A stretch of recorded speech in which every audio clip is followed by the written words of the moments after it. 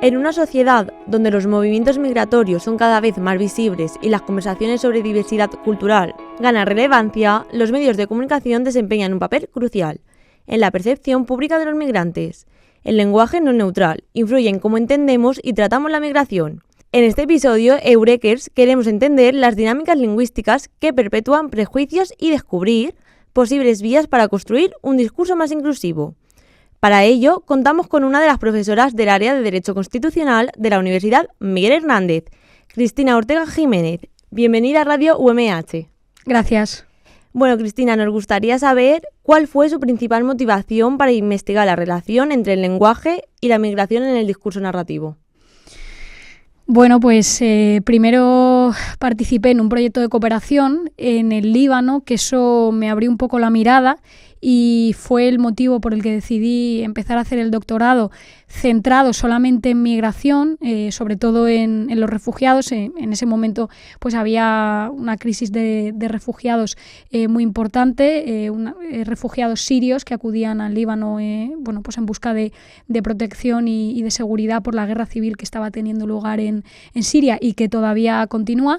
Entonces ese fue el principal motivo para empezar a estudiar las migraciones y en un primer momento lo quería relacionar con el discurso de odio, pero gracias a mis directoras eso fue avanzando, fue cambiando y al final se convirtió en una investigación sobre el lenguaje y cómo la manera en la que hablamos pues muchas veces crea realidades y perpetúa también realidades sociales sobre los migrantes.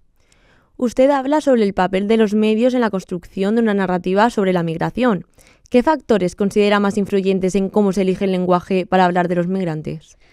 Bueno, pues yo creo que hay muchísimos, pero si tuviera que quedarme con dos sería con el clickbait, que me parece que es un factor principal a la hora de decidir cómo titular una noticia.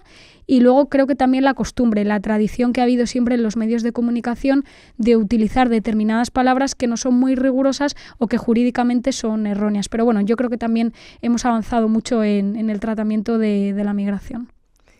El lenguaje de los medios no solo informa, también educa. ¿En su investigación ha identificado algún patrón positivo que los medios hayan adoptado para hablar sobre este tema? Sí, por supuesto. Por quedarme con uno, me quedaría con la utilización de la palabra migrante.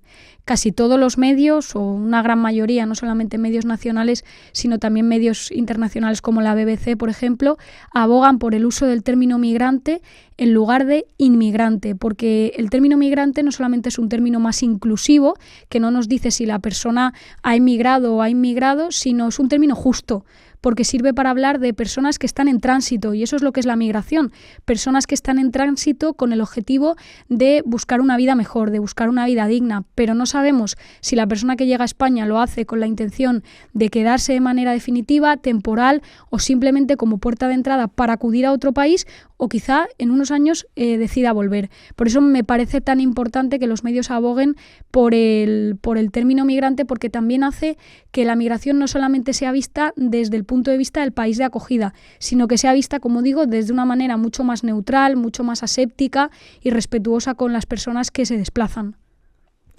¿Considera que el uso del lenguaje en los medios está influenciado por intereses políticos o económicos?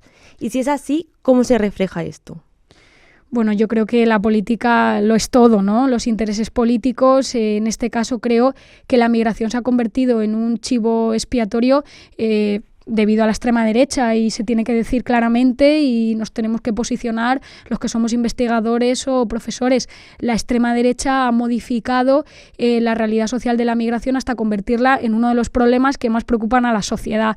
Pero vuelvo a repetir lo mismo, se utiliza el migrante como chivo expiatorio, como epifenómeno de otros problemas que tiene la sociedad. Y luego, bueno, pues no voy a descubrir nada. Los medios de comunicación dependen muchas veces de empresas, sus directores no son periodistas y eso influye, por supuesto, en la manera de tratar, insisto, una realidad como es la migración, que no es una realidad sencilla, que es una realidad muchas veces compleja, con muchos intereses, con muchas aristas, pero no se nos tiene que olvidar que detrás hay personas que están en movimiento y que, bueno, que al final tienen derecho también a buscarse una vida mejor y una vida segura y digna.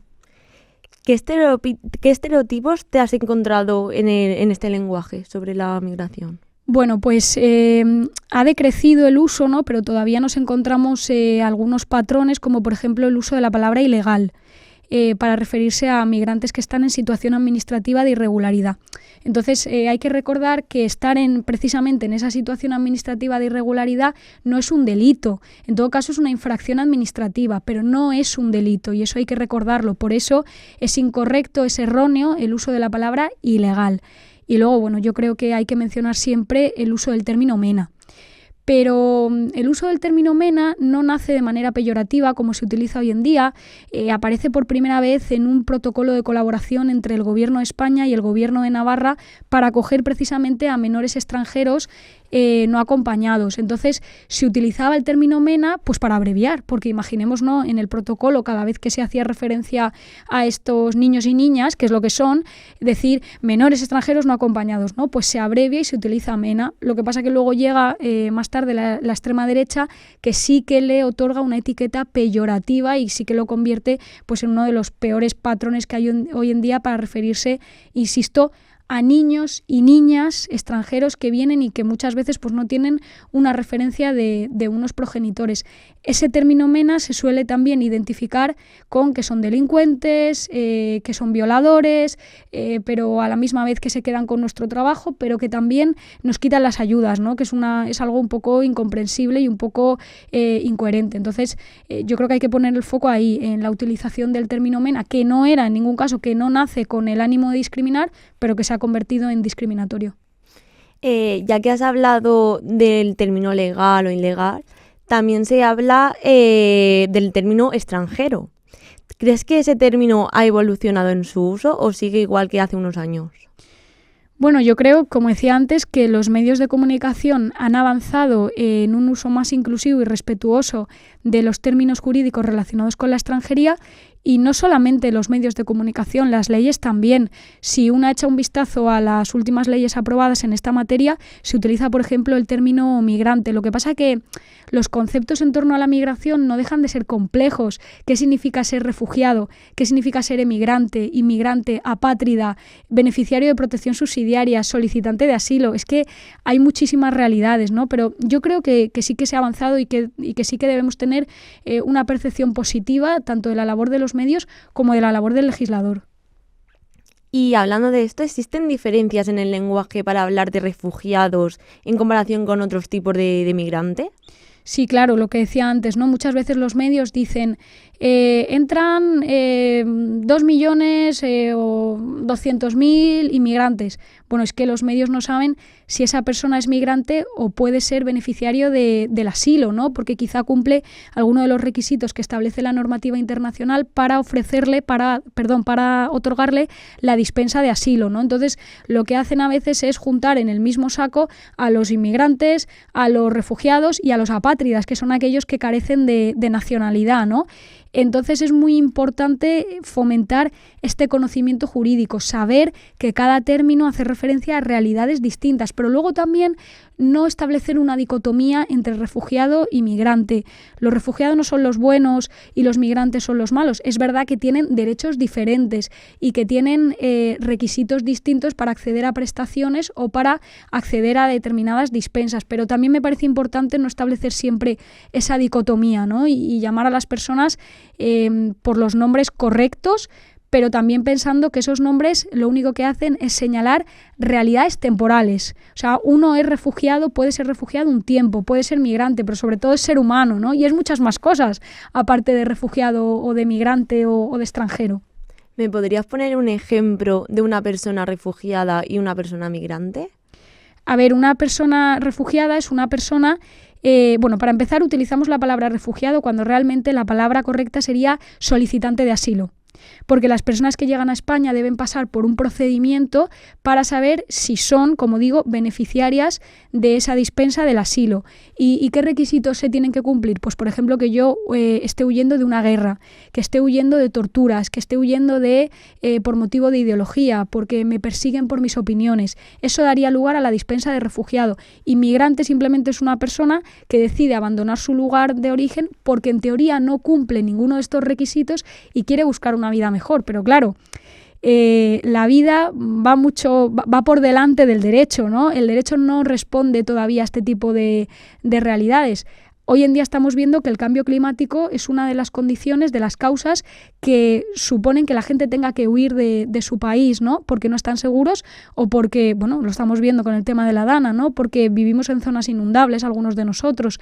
El cambio climático no está recogido hoy en día como causa que te permita luego que te concedan el asilo, ¿no? Entonces el derecho todavía tiene que adaptarse a estas nuevas realidades. Por tanto, el refugiado se le otorga esa condición de refugio, de asilo, que es similar cuando cumplo esas condiciones que vienen en la normativa internacional. Inmigrante simplemente es una persona que por cuestiones laborales o por cuestiones que no están relacionadas con un motivo de persecución peligrosa decide abandonar su casa pues para empezar una nueva vida. ¿Y qué responsabilidad tienen los periodistas en construir este lenguaje inclusivo? Bueno, yo creo que los periodistas tienen muchísima responsabilidad porque la manera en la que hablamos de los demás dice más de nosotros que de la otra persona y evidentemente el lenguaje crea realidades, ¿no? Crea realidades y además creo que se introduce en nuestra mente hasta el punto de hacernos tener miedo sobre algo, de las veces que se repite o de las veces que se nos dice una palabra en concreto como sería el término mena, que como digo, pues ha adquirido un carácter muy peyorativo. Entonces los periodistas son responsables, pese a lo que se diga, yo creo que siguen siendo el cuarto poder, independientemente del poder que tienen hoy en día las redes sociales, que podemos hablar de eso más adelante o en otro momento, ¿no? Para mí, los periodistas son los que informan y si uno quiere estar bien informado, tiene que acudir a un medio de comunicación. Y si uno quiere saber de lo que hablan los vecinos, entonces que acuda a la plaza del pueblo, que son las redes sociales. Pero no podemos entender a las redes sociales como un medio de comunicación. Entonces, tienen toda la información. Obviamente, tienen también esa tarea de responsabilidad, pero nunca podemos dejar de decir las condiciones precarias en las que trabajan, sobre todo los freelance, que muchas veces sus directores no son periodistas, que les obligan a hacer tareas que están fuera de toda su labor, ¿no? Entonces, su tarea no es fácil. Es fácil para nosotros poner el foco en lo que hacen mal, pero también hay que ver el contexto en el que se desarrollan y que hoy en día es muy complicado también ejercer la profesión. Ya que has hablado de las redes sociales al final han cambiado la forma en que se comunica y se consume información. ¿Cómo afecta esta plataforma al lenguaje? ¿Y me sabrías decir ejemplos?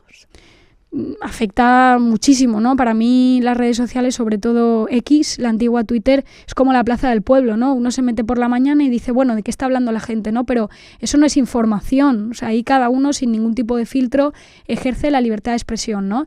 ¿Qué nuevas formas de racismo hay ahora, por ejemplo, que el derecho no puede controlar o no puede sancionar? Pues en lugar de meterte directamente con una persona por su origen o su nacionalidad, porque las redes ya utilizan filtros para evitar cuestiones de odio y gracias también a la implementación de la Ley de Servicios Digitales de la Unión Europea, que ha supuesto una gran regulación de Internet por fin desde el año 2000, que era la última directiva que teníamos así grande para regular Internet, pues esto ya está cambiando, ¿no? Y como digo, pues hay filtros para evitar manifestaciones de odio, de violencia. Pero eso no quiere decir que las personas que destilan racismo o que destilan xenofobia no sepan utilizar o no utilicen otras expresiones para poder superar los filtros. Pues por ejemplo, ahora ya no se insulta directamente a las personas árabes, pero se dice los que no comen jamón o un jovenlandés.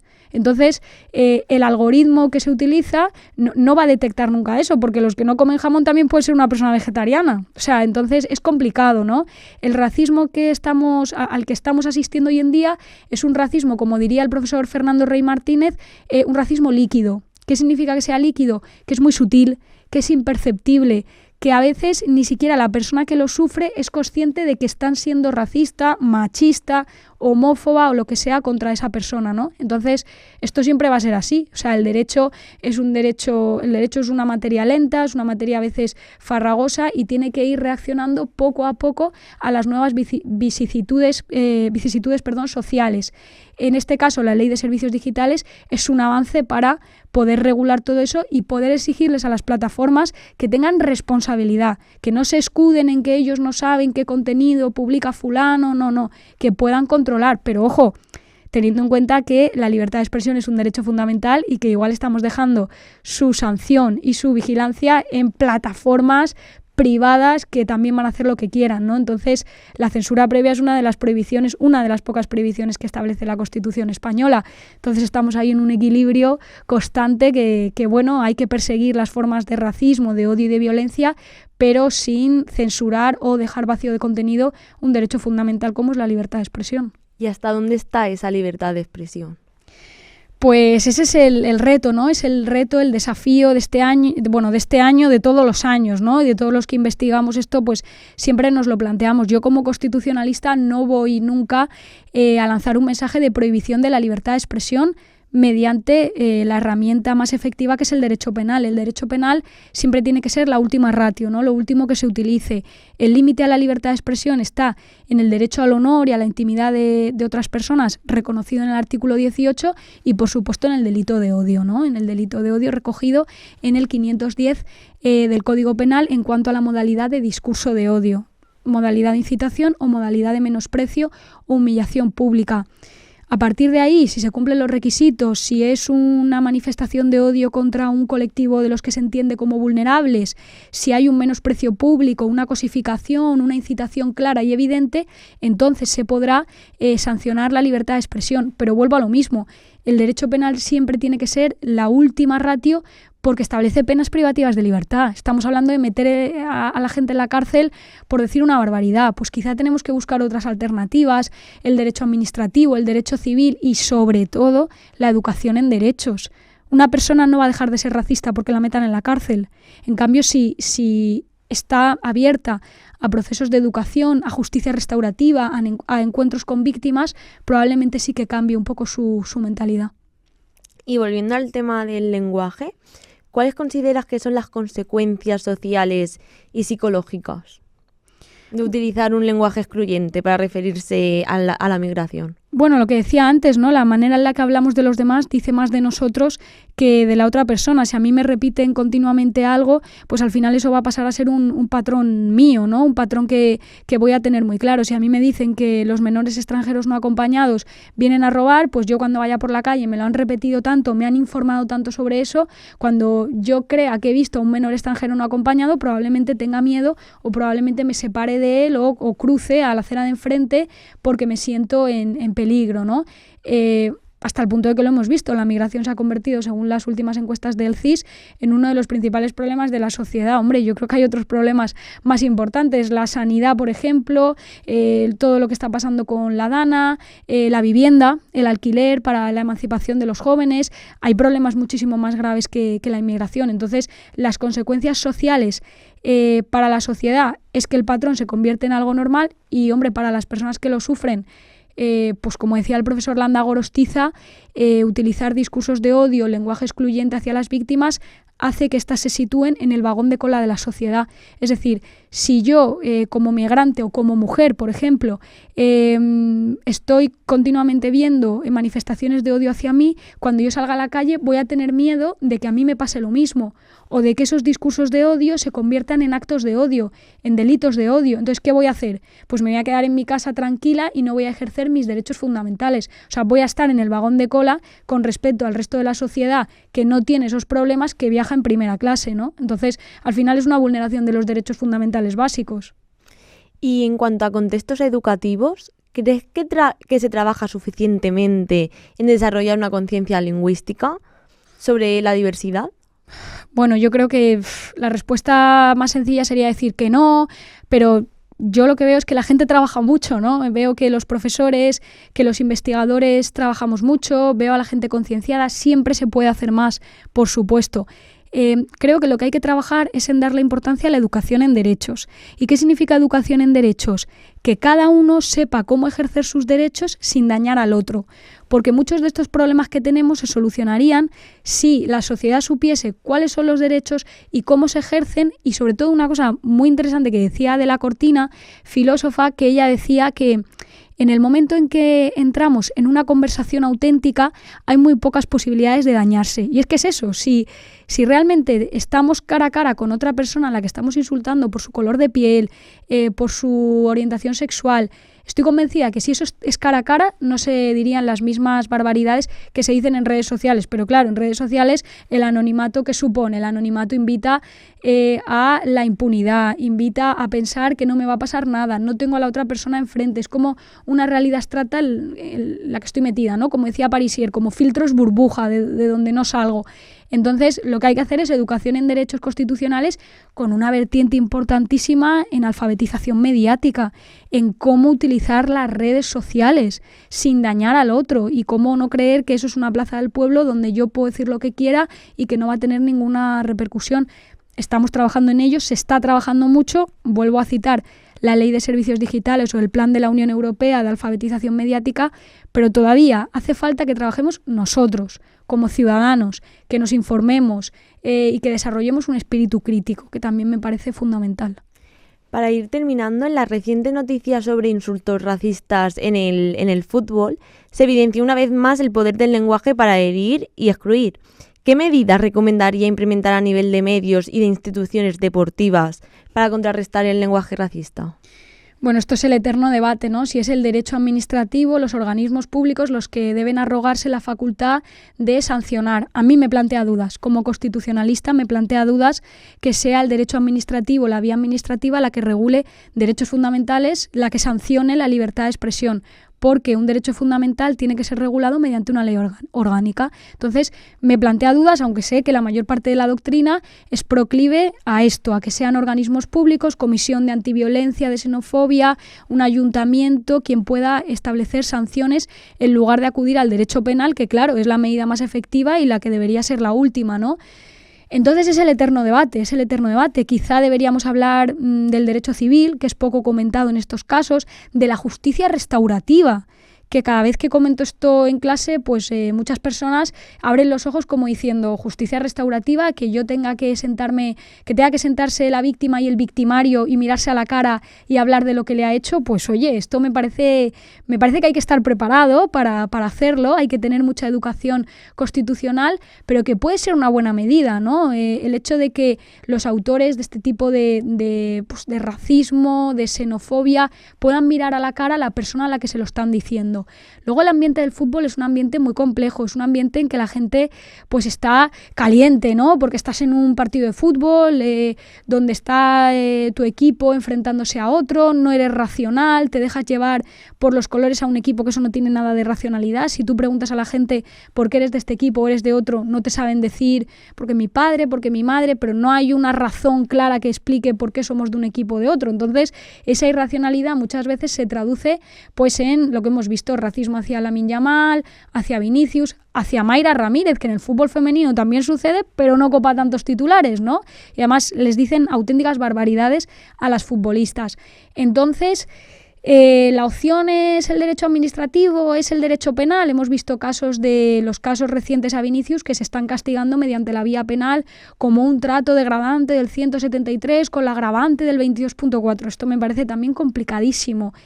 Bueno, yo creo que más educación, justicia restaurativa como una vía interesante a explorar en el ámbito civil o en todos los ámbitos, y luego también en el caso de que haya xenofobia o racismo, pues si la ley de violencia ya lo contempla, cierre parcial de la grada o cierre total de la grada o que se pare el partido. Lo siento mucho, por eso me parece que es lo que hay que hacer. Luego ya hablamos del derecho administrativo, como digo, de sanciones, etcétera. Pero si hay un racismo que continúa o una xenofobia, el árbitro está totalmente tiene esa facultad para poder parar el partido o incluso finalizarlo como ha sucedido. Hasta que esto no se solucione, pues es las únicas medidas que veo. Como fue en el caso del Valencia. El Valencia, cuando hubo los insultos ahora no me sale el nombre, a Vinicius, cerró la grada. De los ultras. Porque es una de las medidas que establece la ley de violencia, ¿no? Esto es derecho administrativo, repito. Bueno, luego también se dice, pagan justos por pecadores, porque es verdad que uno va al fútbol y no tiene por qué insultar, pero también aquí creo que hay que aludir a la responsabilidad de los ciudadanos y que si tienes a una persona al lado que en el momento en que un jugador hace algo que no le gusta, la frase que le sale es negro de mierda, muérete, o hacer un gesto como de un mono, pues igual ese ciudadano sí que le tiene que decir al otro esto no lo hagas. Igual sí que hay que despertar un poco más la responsabilidad de cada uno de nosotros, no en el ámbito del fútbol. Todas escuchamos comentarios racistas, machistas en el día a día. Pues igual tenemos que ser todos educadores en derechos y alzar la voz y decir, perdona, ese lenguaje no es correcto, este lenguaje vulnera derechos o esto ya no se puede decir. Entonces, aludir también más a la responsabilidad de los ciudadanos. Creo yo también que puede ser una de las medidas. A veces también por miedo mucha gente no lo hace. Sí, por supuesto, claro, yo lo entiendo perfectamente. Estás en un ambiente de fútbol, la gente está muy violenta y igual enfrentarte con el de al lado supone que acabas tú perdiendo, que te pegan una paliza. Es totalmente comprensible, ¿no? Pero quizá no hay que empezar por el fútbol y hay que empezar con tu amigo, el que hace comentarios sobre la chica con la que está quedando de manera muy despectiva o te enseña una foto de la chica, igual está cometiendo un delito y no lo sabe. Entonces igual hay que empezar ahí, o en un grupo de WhatsApp de 10, 15 personas donde se dicen barbaridades, igual uno puede empezar mandando un mensaje y diciendo esto no está bien, esto no es correcto, educando en nuestro día a día. Si es que todos podemos ser educadores en derechos. Y luego yo creo que todos llevamos un componente machista, racista, todos, esto también lo dice Adela Cortina, pero eso se puede cambiar. ¿Y cómo se puede cambiar? Informándose, educándose y sobre todo viajando. A uno se le quitan muchos prejuicios cuando viaja, cuando conoce otras culturas, cuando lee, cuando sabe cómo han sucedido las cosas, ¿no? A veces el estar en esos filtros burbuja que decía Parisier, que solo escucho informaciones que me retroalimentan, opiniones que me hacen pensar siempre lo mismo, pues hace que no salgamos de ahí y que aumente ese racismo, esa xenofobia. Cuando nos atrevemos a romper con eso, a dialogar con personas de ideología diferente, pues quizá también eso nos pueda ayudar a crear un pensamiento crítico. Y por lo tanto los periodistas ahí tienen un gran poder. Por lo tanto, ¿qué mensaje le gustaría transmitir a los periodistas y comunicadores para fomentar un uso responsable del lenguaje? Pues un poco prácticamente lo que yo he dicho, ¿no? Más empatía, lo que he dicho antes, más empatía, pensar que cuando hablamos de migrantes hablamos siempre de personas, que cuando hablamos de cifras hay historias de gente que está detrás, que lo ha perdido todo, que su familia pues no sabe dónde están desaparecidas. Entonces pensar siempre que hay una persona detrás de lo que pasa todo eso. Y luego me gustaría decir una cosa también con respecto a este tema del racismo, y es que muchas veces lo que se escucha es, bueno, es que le dicen esto porque esta persona ha provocado, ¿vale? Y esto no me gusta porque me parece muy peligroso. Parece como que habría que cumplir unos requisitos para ser una víctima perfecta y no es así, es como pasa en la violencia de género. Bueno, es que claro, menuda iba provocando, ¿no? Esto parece que ya está cambiando y que ya entendemos que no hay una víctima perfecta, que uno es víctima y ya está, ¿no?